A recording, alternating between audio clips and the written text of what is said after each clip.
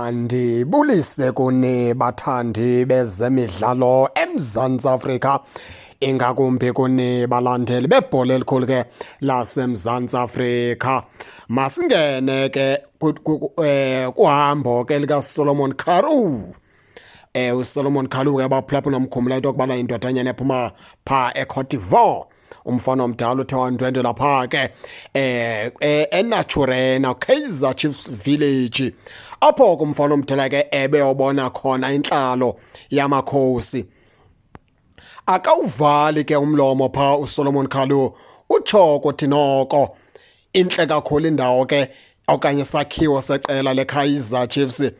Uthi futhi zininzi ke izinto azibonileyo phaa, ezinye zazo ebeqala ukuzibona ke nangelihlo lenyama. Into ethetha ukuthi ke ngelipheleleyo ngamanye amagama uSolomon Kalu uthi ke iKaizer Chiefs Village yenye ke yendawo ke ezithe zexaxa ngomgangatho ke kwilizwe liphela. Wabuya kuSolomon Kalu wabalula ke into ethi ke bona kwela kubo kunye nebrother yakhe bakhule besapota iKaizer Chiefs, bakhule bethanda uDr Khumalo. Uthi kangangokuba babethi xa bedlala besakhula, ibrother yakhe inxibo number 15 itsho ithi nguDr Khumalo. Uthi ixesha elinintsi bebebukela kuDr Khumalo apha eMzantsi Afrika, nizawukhumbula into yokubana ke naye ke uDr Khumalo buqu uye wakhona phaa eNaturena namhla izolo xa kufika phaa uSolomon Kalu noDr Khumalo wakhona phaa wamamkela. Bebebonke kude wenza nefone call ke phaa uDr Khumalo efowunela ibrother kaSolomon Kalu phaa kwela kubo, ecacisa ke ngendlela ke athe bamamkela ngayo phaa uSolomon Kalu, nangendlela ke abaziva ngayo bona xa ngexesha babekhula bethanda uDr Khumalo, bethi bethanda indlela wayedlala ngayo, nangendlela neskill ngayo, nangendlela nje uDr Khumalo wayephefoma ngayo ke kwiimetshi zakhe. Nawukhumbula ke into yokubana ke uSolomon Kalu lo wamkelwe ke nanguchairman weqela ke leKaizer Chiefs, umntu omzali uKaizer Motaung kunye ke nentombi yakhe phaa ibikhona ke uKemitso Motaung.